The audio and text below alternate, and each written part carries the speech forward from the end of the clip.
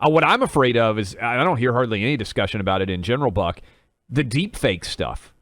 You're going to be able in 5 years, certainly in 10 years, to make a video that looks 100% accurate, that is 100% made up, of anybody saying whatever you want them to say, and all that stuff's going to go viral almost instantaneously. I was thinking about the deep fake stuff this morning because of the deep fakes of Trump, and if you haven't seen them, some of them are pretty hilarious. Yes. There's Trump going full Tony Montana from Scarface when the police come for him, and he's got like a big machine gun that's been, and it's not Photoshop, it's a deep fake. It's far more sophisticated looking, but it's funny. The ladies on The View weighed in on the situation. Oh, of course they did. They're deeply disappointed. There's so many people, Clay, who are disappointed Trump hasn't been arrested yet. Play it. 13. You know who is still at large? He is. Yes, he is. He is. Yes. He hasn't been arrested. No. Like you predicted. Well, you kind of have to weigh it with all the other stuff he said. And you figure, well, you said you won the election, you didn't win. Good point. You said they're coming to arrest you. They didn't arrest you. I said that to Joy, but why do we start believing him now? It's kind of crazy. He manipulated everybody. We all rose to the occasion. The papers, everybody just went there. So many people were excited. He's a liar. I love that. So many people were excited. Like, oh my gosh, Trump may be indicted on a bookkeeping error that's a campaign finance issue from 5 years ago. What would those people do if Trump wins? Like, if Trump comes back, I mean, they clearly have made him into the boogeyman. They've turned him into Hitler. Have you really thought through how much it will further destroy them, emotionally, if Trump were to be president? I don't again even for know 4 years? how they get out of bed the day after the 2024 elections if Trump were reelected.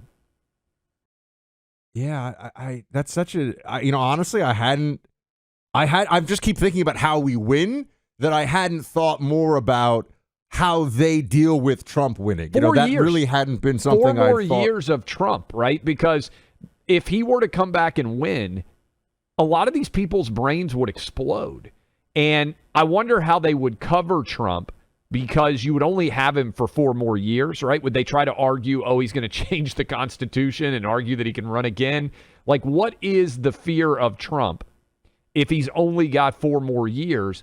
But how are these people not going to have their brains explode if he returns into office? It's a great question. I don't know how they emotionally can handle it, because I think one of the big takeaways of Trump's first term is that he broke them emotionally, and the media is never the same, will never be the same. News media, journalism, for whatever people think it is now. It's never coming back to what it was pre-Trump, because we know too much about it now. Like the whole, or the general population, even people that aren't that obsessed with the news like we are, their perception and their reality of news and journalism is forever altered as a result of Trump. So what is the 2.0 version of that?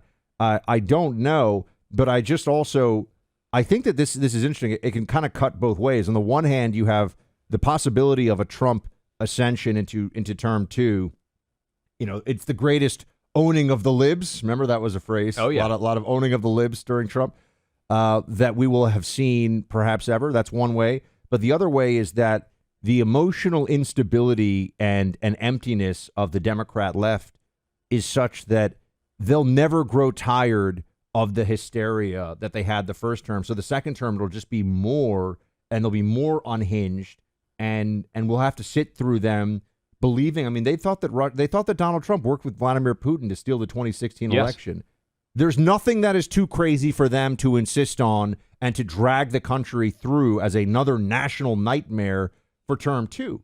So I mean, obviously we're getting way ahead of ourselves with this, and there's a primary and all this other stuff, but I don't know how The View would handle it. I do know that they would be popping the champagne corks, though, on set if he gets arrested, which is kind of hilarious, because what does it even mean if he gets arrested? Like, this is, I think that there's some part of the lib brain, Clay, that needs Trump to be arrested because they've just been told for so many years it will happen, that this is now the expectation. It doesn't matter how minor it is. They just need it to happen. Well, and again, the challenge that I don't think most of them have worked through, because what did Benjamin Franklin say? Passions rule, and they often, and I'm going to mess up the quote, but it's essentially Benjamin Franklin, passions rule and they never rule wisely.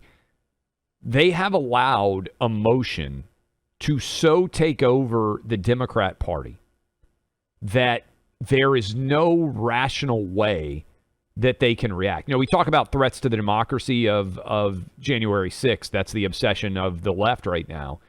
But you and I have talked about for a while, Buck, they didn't put all the plyboard up. They didn't protect all the windows the night before the election and the night of the election because they thought Biden would win.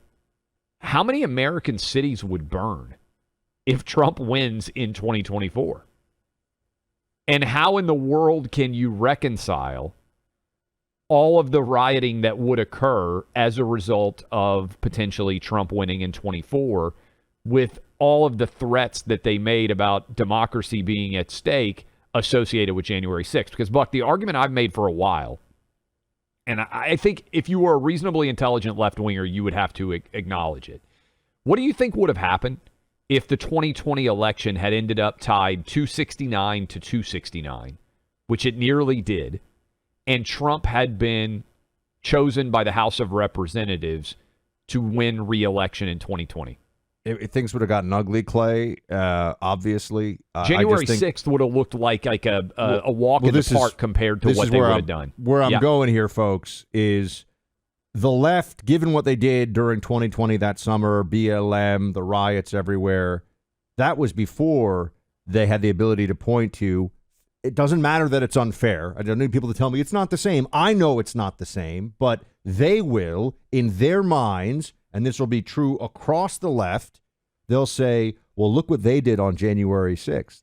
They will make sure that whether it's Trump or DeSantis in 2024, the country will be having an election under the threat of cities having whole neighborhoods burned down, riots through the streets. You all know that right now. I mean, the chance of that not happening, I would say, is very small. At least that there's the perception of that duress. It's you better reelect Biden or else, I don't know, maybe your neighborhood gets burned down. There'll be Antifa lunatics and the activists of the left all over the place in major cities, and that will be the perception. I just think it follows with their whole narrative about January 6th.